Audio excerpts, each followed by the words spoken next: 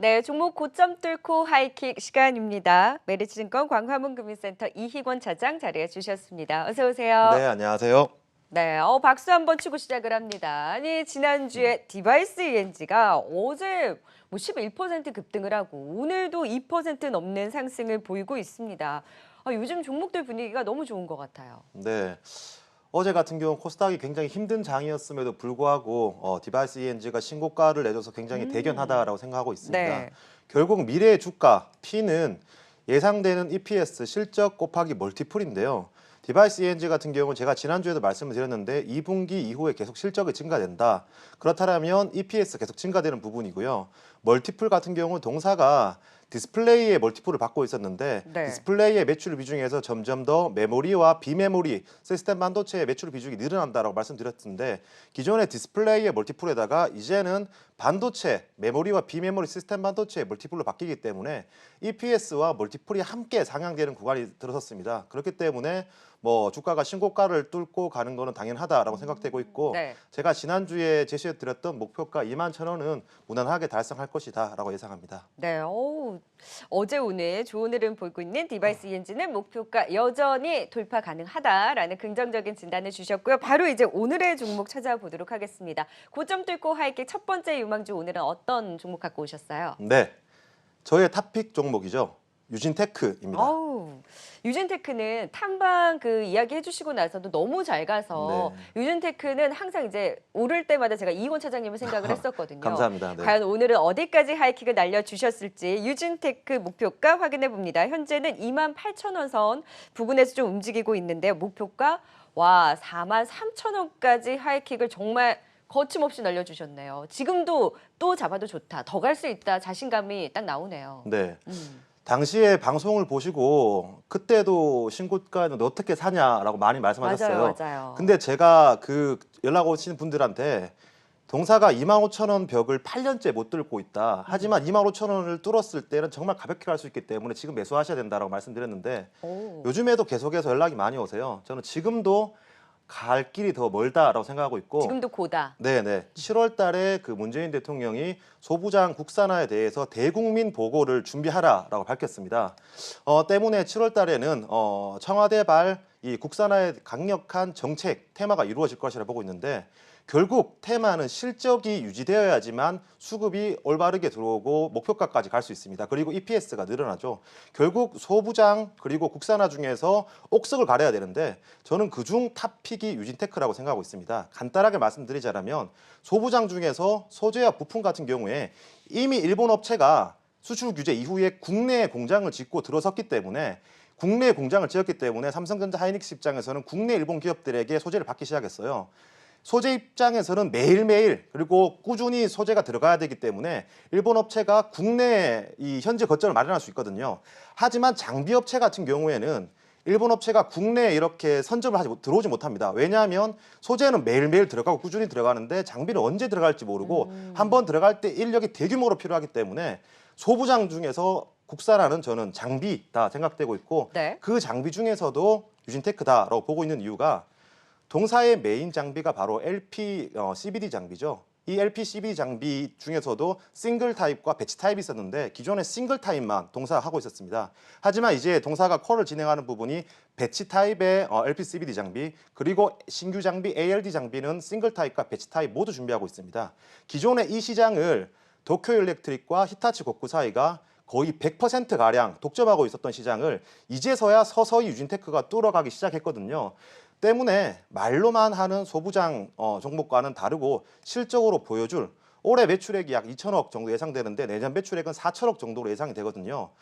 하반기에 하이닉스의 M16 그리고 삼성의 P2 그리고 내후년에 P3가 계속 진행이 되면 동사의 신규 장비가 들어가게 되고 그렇다면 기존의 하나의 엔진에서 이제는 엔진이 3개가 더 붙었다라고 네. 볼 수 있는데 테마가 아닌 실적으로 보여줄 종목이다라고 생각되고 있고요. 또한 지금 하반기일지 3분기일지 4분기일지 내년 1분기일지 모르겠지만 D램 스팟 가격이 올라간다라면 지금 잠자고 있는 삼성전자와 하이닉스의 주가는 올라갈 수밖에 없습니다. 다들 지금 삼성전자에 대해서 재미없기 때문에 쳐다보지 않는데 삼성전자 같은 경우에는 업사이드 리스크가 있는 종목이에요. 재미없지만 올라가기 시작했을 때 시장의 수급을 모두 흡수하기 때문에 그렇죠. 굉장히 업사이드 리스크 부담감이 있는 상황이거든요. 때문에 올해 4분기, 내년 1분기 만약 반도체 가격이 올라가는 게 보이고 그 반도체 가격 올라가는 것 때문에 삼성전자가 올라간다라면 수급적으로 굉장히 소외될 수밖에 없고 반대로 삼성전자와 함께 가는 이 유진테크 같은 경우에는 디램 가격이 올라갔을 때 삼성전자가 올라갔을 때 더욱더 주가는 가속화될 가능성이 높다. 때문에 제가 목표 주가 43,000원은 시총 1조를 제시해드렸는데 이 시총 1조도 충분히 넘어서고 회사는 원익 IPS와 같은 덩치로 커질 것이다 라고 내다보고 있습니다. 지금 뉴진테크의 포인트를 반도체 투자 확대에 대한 수혜뿐만이 아니라 국산화, 그 장비 국산화에 대한 수혜 기대를 이야기해 주셨잖아요. 근데 반도체 같은 경우는 지금 3분기에 지금 생각보다는 좋을 거라고는 하지만 3분기부터 하반기에 좀 우려가 있잖아요. 그럼에도 불구하고 하반기 반도체 가격에 대한 그 기대를 가져도 되나요, 같이? 저도 같은 의문을 가졌어요. 근데 제가 시장에 가보고 삼성에 계신 분들을 인터뷰를 해보면 네. 굉장히 재미있는 상황이 발생되거든요. 반도체 가격 3분기, 4분기 그리고 내년 1분기 언제 반등할지는 모르겠지만 더 이상 빠질 건 없다. 아. 여기서 이 캐펙스를 확실히 늘려서 제가 과거에 유진테크를 설명드릴 때 2007년 금융위기 때 키몬다라는 2위 기업이 있었는데 그 금융위기를 올라서면서 삼성이 반도체 가격이 올라오지도 않았는데 대규모로 투자를 하면서 그 키몬다를 파산시켜 버렸거든요. 네. 지금 중국 업체들이 반도체를 굉장히 따라오고 있기 때문에 삼성전자 입장에서는 지금 투자를 해서 그 후발주자들을 쫓아내기 제격인 타이밍이다라고 생각되고 있고 결국 M16이든 P2든 P3든 만약에 P2 페이지 1을 올 하반기에 투자를 한다라고 하면 램프업 되고 웨이퍼가 투입돼서 나올 때까지는 1년 6개월 걸리기 때문에 네.